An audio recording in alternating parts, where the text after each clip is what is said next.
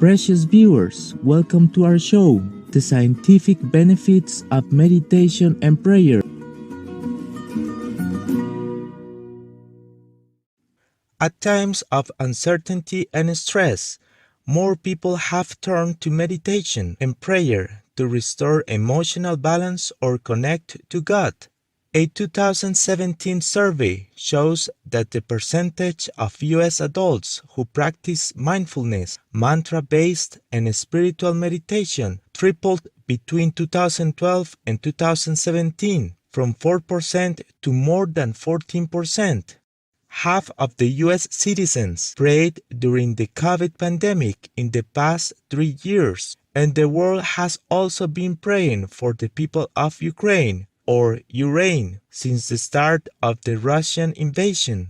Despite their long histories, meditation and prayer have begun to transform into something scientific only in recent decades. Numerous studies emerge in the fields of psychology, behavioral medicine, and neurosciences, attesting to the visible benefits of meditation and mindfulness practices. Psychological and behavioral therapy are quick to identify the effectiveness of meditation and mindfulness.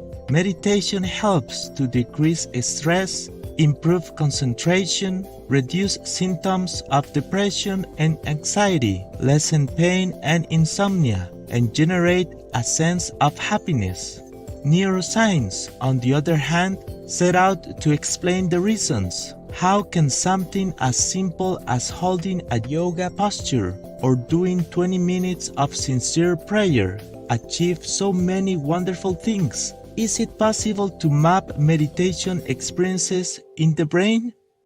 After she started to learn yoga, Dr. Sarah Lazar made meditation the topic of her first neuroscientific research. It is known that repeated activities such as juggling can change the brain. How about meditation? She wondered. In 2011, her team at Harvard Medical School found that meditation led to the thickening of regional brain gray matter. Her refined follow-up research shows that changes in the thickened areas of the brain mirror the psychological improvements of participants. The first study we did, we recruited a bunch of people from the Boston area, and these were not monks or meditation teachers. These were just average Joes who on average practice meditation about 30 or 40 minutes a day. And we put them in the scanner, and we compared them to a group of people who are demographically matched, but who don't meditate.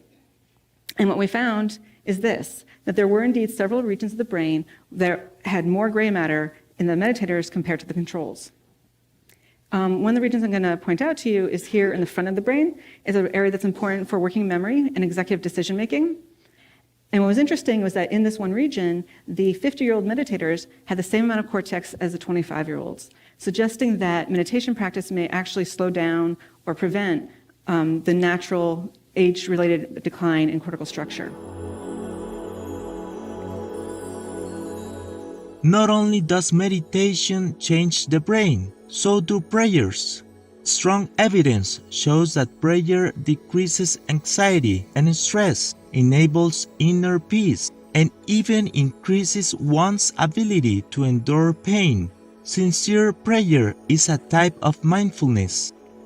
Dr. Michael Bain, director of the Penn Program for Mindfulness, said mindfulness changes the neural connections in the brain. Mindfulness isn't just about relaxing. By changing the neural connections and activity in the brain, you actually change what happens in the whole body. Often, sincere prayer can be experienced as deep meditation, as in the case of Dr. Scott McDermott, Reverend Minister of the United Methodist Church. He has been praying for 1 to 2 hours a day for 35 years. I begin at 5:30, he told Barbara Bradley Haggerty, an American journalist and author. My study is down in my basement. I have a recliner there. I walk down, turn the lights on, and say, God, it's just me. I just want to spend some time with you. and I sit in that chair, and we began to have a conversation. At one time, Dr. McDermott saw fire dancing on his eyelids. I felt God said to me, "You be the oil, and I'll be the flame." Then I began to feel waves of the Spirit flow through my body. The experience echoes that of ancient saints. Miss Haggerty became curious about what a scientist had to say about this.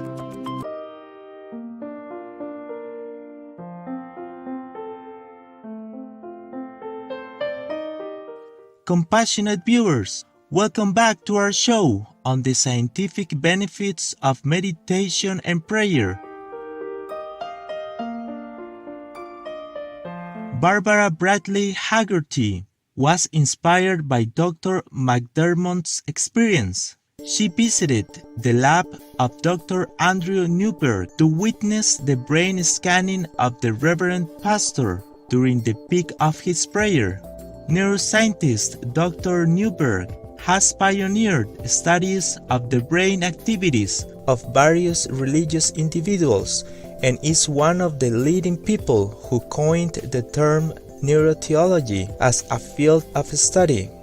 He finds that spiritual practices in general, including prayer and mantra-related practices, can profoundly transform the brain. In one of his projects, an older group of 20 who suffer from memory difficulty were taught a brief mantra-based prayer. They did it 12 minutes a day for 8 weeks, and after, tests indicated a 10 to 15% improvement in focus and memory. Through SPECT or single photon emission computerized tomography, Dr. Newberg identified specific areas of concentrated brain activities. When you actually study what's happening in their brains as they are doing those things, what are you actually doing? Well, we use a variety of different brain scanning techniques. Usually we're trying to look at the activity changes in the brain. We've done about over 200 people doing different types of practices.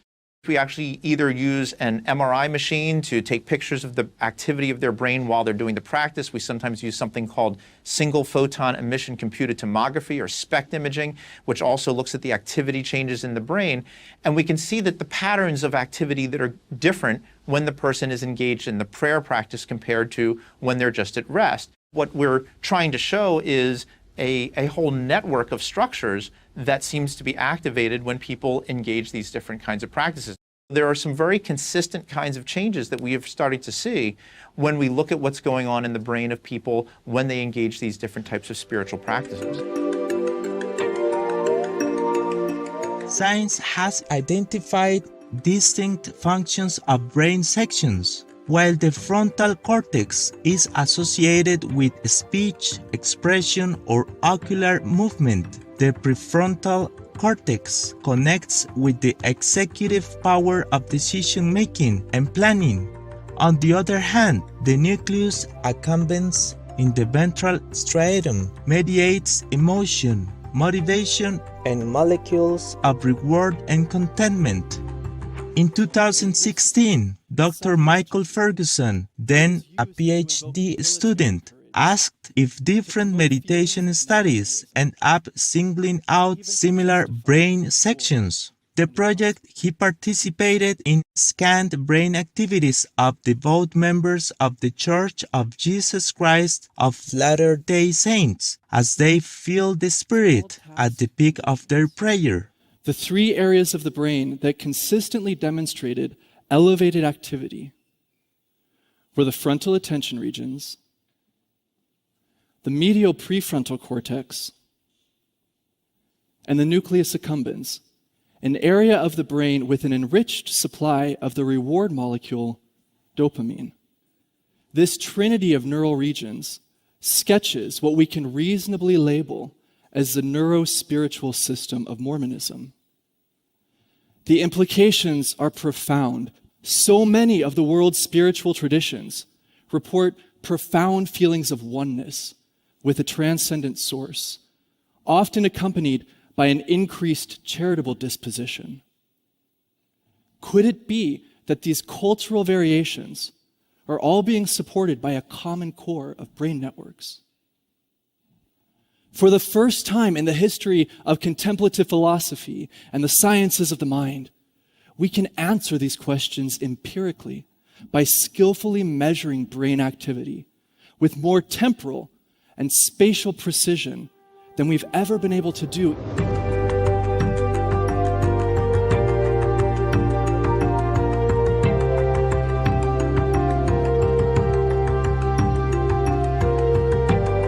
Later studies addressed his question in another way. Do different meditation practices impact the brain differently?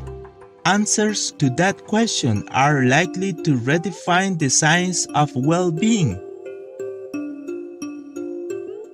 Science has found that the importance of meditation and prayer is not limited to relaxation, sound sleep, or a better mood, though those are welcoming results.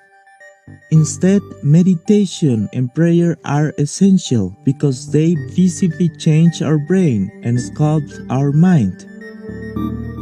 An article published in Forbes magazine in 2015, 7 Ways Meditation Can Actually Change the Brain, identifies meditation and prayer as good tools to living a healthy mind and well-being in cognitive, therapeutical, and neurological senses. Some scientists put it more straightforwardly. They emphasize the transformative role of meditation and prayer in building a healthier human community and a compassionate world. To Dr. James Doty, MD, Professor of Neuroscience and founder and director of the Center for Compassion and Altruism Research at Stanford University, compassion is the source of psychological health and can be trained through meditation. Studies have now shown that when you are compassionate, when you recognize the suffering of another, engage another, it has a profound effect on your blood pressure, your heart rate. It boosts your immune system and decreases those stress hormone levels down to baseline. And you have a sense of calmness. Your frontal executive control areas work better, which are associated with decision-making, productivity, and creativity. If I told you that I had a pill and had this profound effect on your physiology where you worked at your best and it allowed you to have purpose, clarity of mind, contentment, happiness, but the only thing that is required is that you sit in silence for 15 minutes and focus your intention on being compassionate. And when you do that, you will realize you no longer need the pill. And that is, in fact, all it takes. And we and others have created techniques that give you the tools to hack your brain for happiness and what I call transcendence. Why can meditation and prayer cultivate compassion and kindness? It has to do with the work of brain waves. In 2004, a canonical study on Tibetan Buddhist monks led by Dr. Richard Davidson at the University of Wisconsin-Madison revealed that regular spiritual meditation generates strong brain waves that stay after meditation. We already know that EEG and MRI-based studies help map out specific brain activity sections during meditation. On the other hand, studies of brain waves observe the electrical currents that take place as messages transmit among neurons. Beta waves, for example, associate with our monkey mind, generating 60 ideas every minute and quickly lead to anxiety. theta and alpha waves are most often observed in meditation and prayer, associated with the internalization of attention and the state of transcendence. With their higher frequency, gamma waves indicate intense concentration, great strides in inner development, and noticeably profound compassion.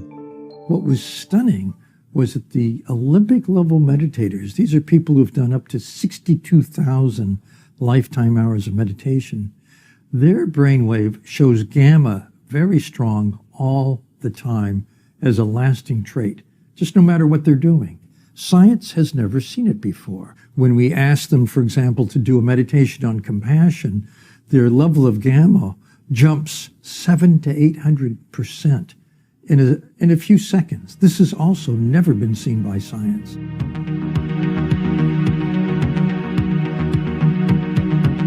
Respected Buddhist monk Matthew Ricard, vegan, who shocked Dr. Davison with his off-the-chart gamma wave readings when focused on compassion, calls meditation the habit of happiness. He is dubbed the happiest man, as the neuroscientist identified the high level of activity in a part of his left prefrontal cortex as the source of ecstasy. He became vegan many years ago to remind us that compassion embraces not only humans but innocent animal people as well. He said, "The main reason is to spare others' life." This is not an extremist perspective. This is the most reasonable, compassionate point of view.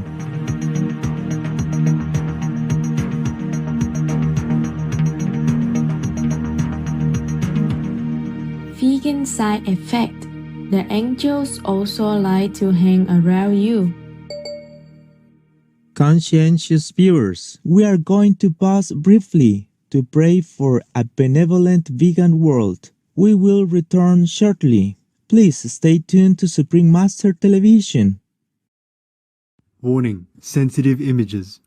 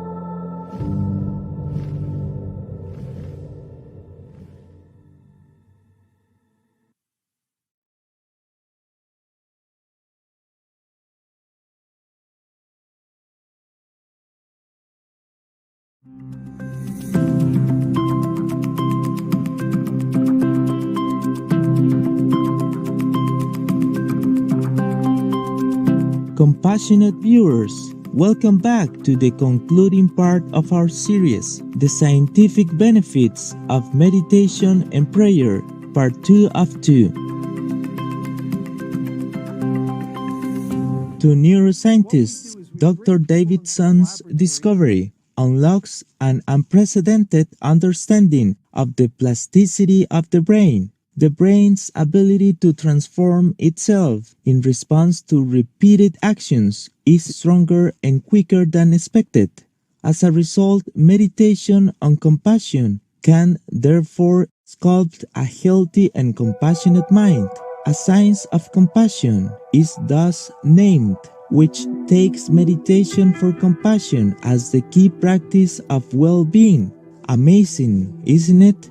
The well-being of oneself is now scientifically found in one's compassion for others. Dr. Davidson said it was His Holiness Dalai Lama who years ago inspired him to facilitate neuroscientific studies of kindness and compassion and to create the future he hopes to see.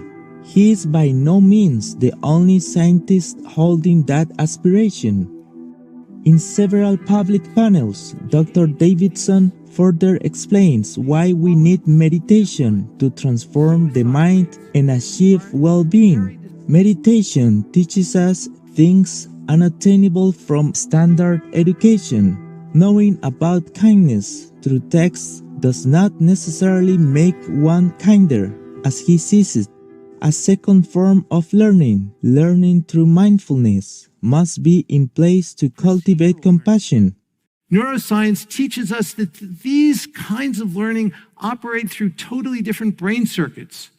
This is an example from research that we did where we randomized people to a group that received compassion training for 2 weeks, another group that received training from cognitive therapy. We see systematic differences after just 7 hours of practice. The changes that are displayed here are changes in a circuit that involve the prefrontal cortex and the ventral striatum, a circuit very important for certain kinds of positive emotions, which gets strengthened after just this short amount of practice. So these and other kinds of data indicate that the brain really can change quite quickly, and with systematic practice, they will endure. We view this as an urgent public health need. Never before has science affirmed the importance and value of meditation and prayer in such a clear, powerful way. And vice versa, meditation and prayer have made science more inspiring and transformative. Many years ago, due to her profound compassion for the suffering of all beings in the world, Supreme Master Hai, vegan, forsook the comforts of worldly life to embark on a spiritual journey to the Himalayas. She brought back the invaluable gift of the Kuan Yin method of meditation. Master's words about the preciousness of meditation are likely to strike a chord among many neurosciences. So the only source of happiness is inside. So whenever you meditate, try to get in touch with that source. For your sake, for your own happiness, contentment, satisfaction, you must always try to get in touch with that joyful center, which is inside all of you. That is where the master power is. That's where every miracle in the universe can manifest.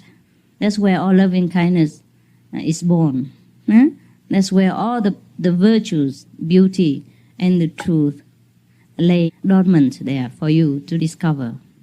It is an honor. It is a privilege. It is the best fortune of our life to be able to know such a secret. It is not being forced. It's not a bargain. It's not an obligation. It is the best of all privilege, the best of all luck in thousands, millions of lifetimes that we're being shown easily such a door to liberate ourselves of our miseries.